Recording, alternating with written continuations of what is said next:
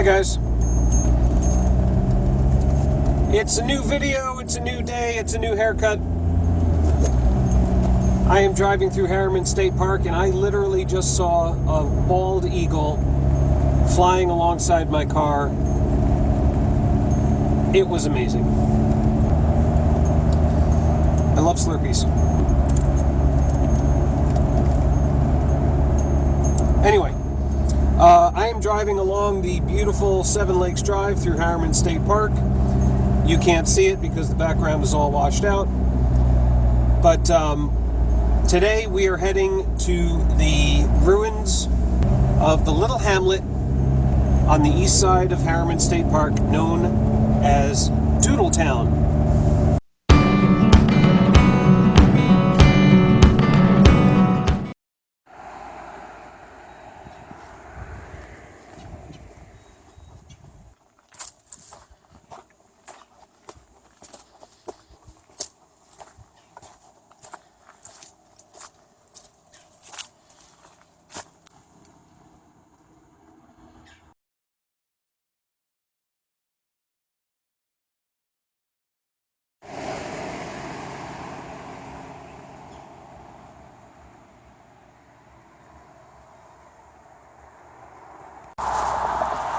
So as you saw on the sign back there, these steps that I'm walking on used to be the road that led up to the little town hamlet of Doodletown.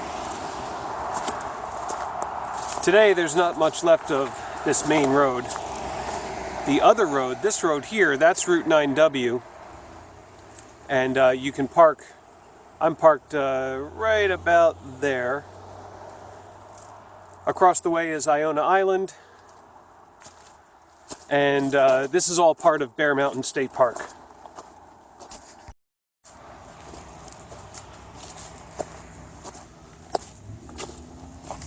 There's a Wikipedia page all about Doodletown, and I'll put a link to it down in the description. But basically, this land dates all the way back to the mid-1600s, when the land was first purchased by a Dutch settler. And the name Doodletown, they think, comes from the Dutch word doodel, which means dead valley. Residents lived here all the way up until the mid-1960s, when the land was finally seized by the New York Parks Commission through eminent domain to complete the development of Bear Mountain State Park. There aren't any homes left or any structures, but there's plenty of foundations left.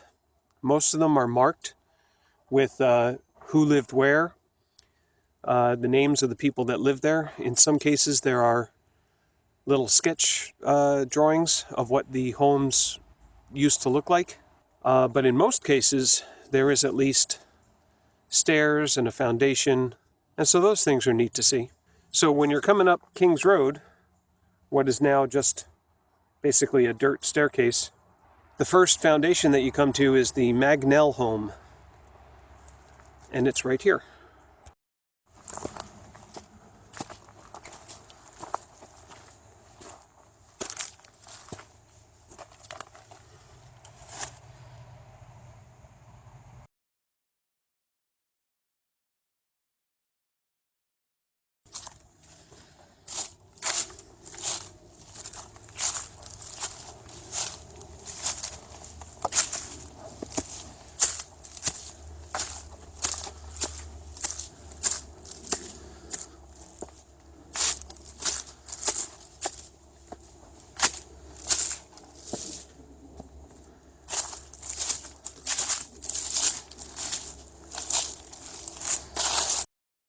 So again, like I said before, what you just saw was that's pretty much the extent of what's left to see here in Doodletown.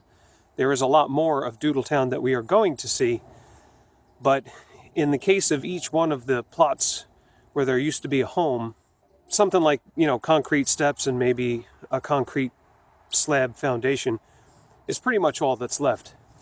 In the case of this particular house, you can see part of the foundation right there, and a little more right there. But that's pretty much it.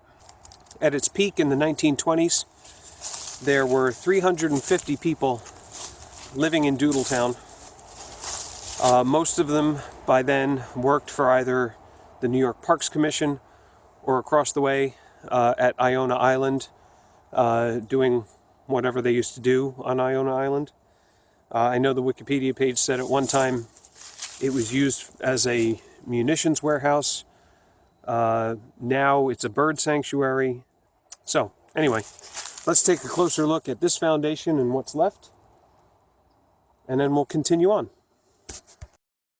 So where I'm standing here is a stone foundation wall, and then just beyond my foot there, it's about a 4-foot drop. You can see an old oil drum. You can see a little bit of the foundation over there, a little more over there, and a little more over there. And then basically, if you stand back, you can pretty much see the outline of the entire foundation, and this depression in the earth would have been, I'm assuming, the basement. Most of the roads in Doodletown are paved like this. Paved probably in the early 1930s, 1940s. So it's a pretty easy walk. From the first house that we just saw, from the first house as you're coming southwestish on this road, the next house you come across is the Horace Herbert home.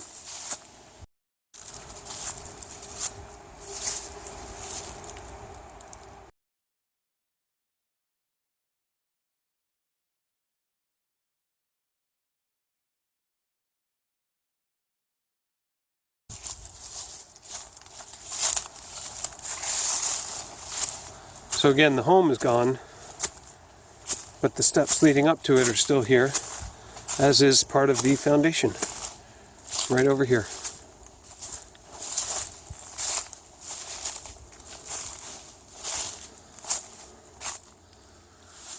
The rest of the home would have been built over here, but this is now all completely overgrown and impassable. I just discovered something pretty cool.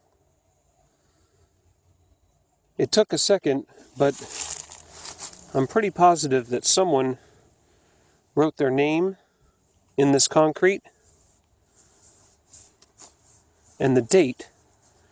And you can't really see it, but if I trace my finger, this is an A, L, maybe an A, or an N.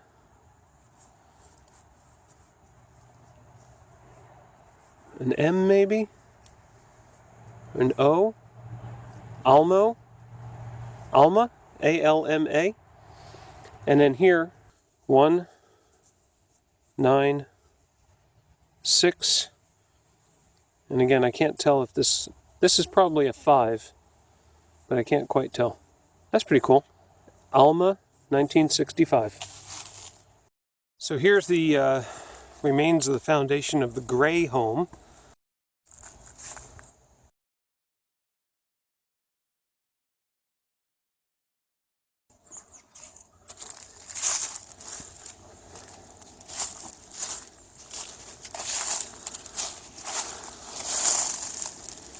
You can see foundation wall here, and it wraps all the way around.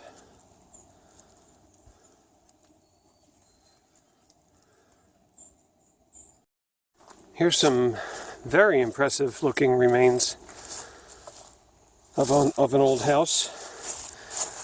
We'll check the sign in a minute. The sign is right there, but let's check out this foundation first. Looks pretty big. Yeah, look at that.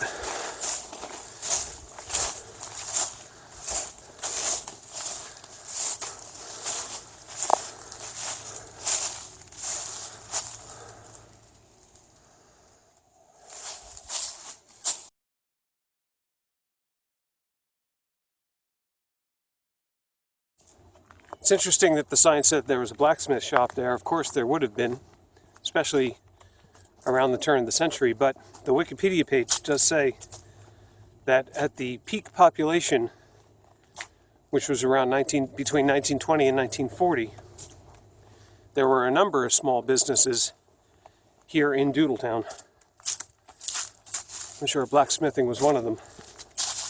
But there would have also been like a general store, a doctor's office, a schoolhouse.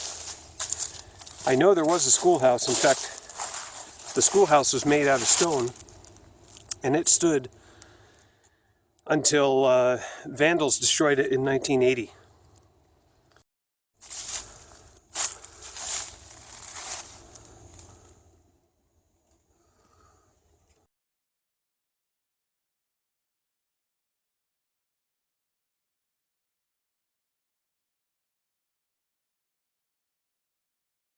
So here's a little bit of foundation right here, but of course these are not the stairs. The stairs would have gone down this way. Probably can't really make it out on the camera, but what's left of them is completely overgrown, but there's foundation wall here, a little bit more right there. Now on the King's Road, and back to the next foundation.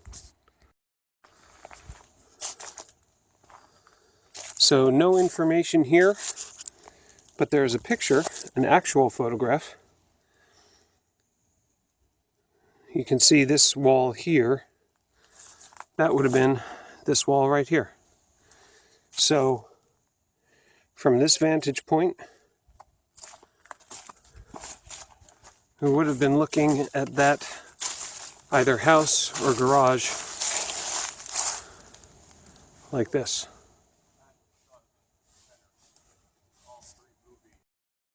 I've come upon another fork in the road. If I go that way, I'll continue to downtown Doodletown. But if I go this way, this leads to a building that was built in the mid-1900s, probably around 1950, 1960. Don't know what the building was for, but it is built right along the creek, and unfortunately, it's fenced.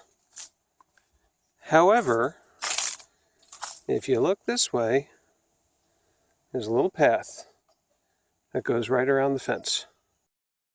That, to me, is an invitation.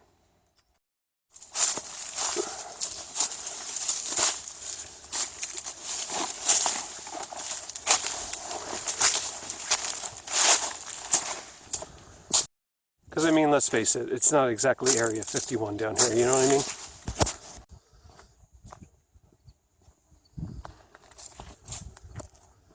Whatever this building was, it's certainly locked up pretty tight, but I do see some light coming through the other side. Let's see if we can see what's in there.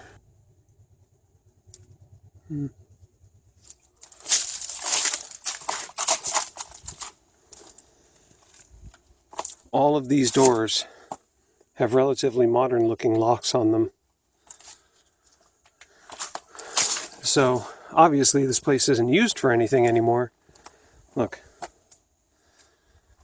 But whatever it was, oh, very cool. Whatever this place was, they keep it locked up pretty good. Oh, cool.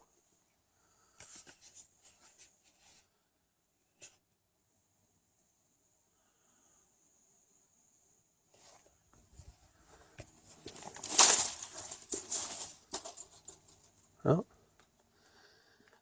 an open door.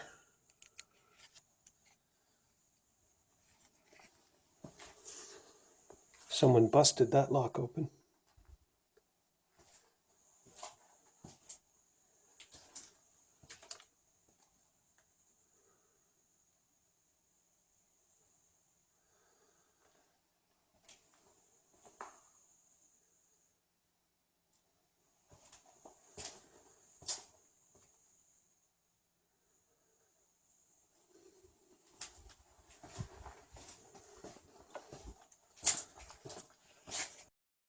All right, now ordinarily I'd be happy to go in there, but I don't have my flashlight. And just the way it's fenced, all the other doors are locked, I don't really feel like getting arrested. So I'm going to make this as quick as I can. Just outside that open door is this weird area. Concrete slab with all these old motors and all these open pits. I'm sure you can't hear it on the camera, but I can hear my echo pretty clearly. Look at that.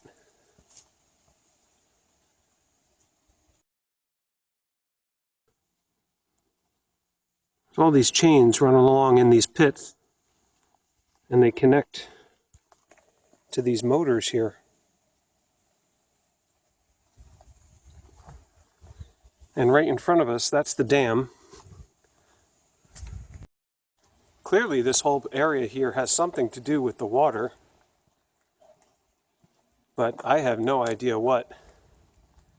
So if any of you watching would have any idea of what this facility would have been used for, please leave a comment.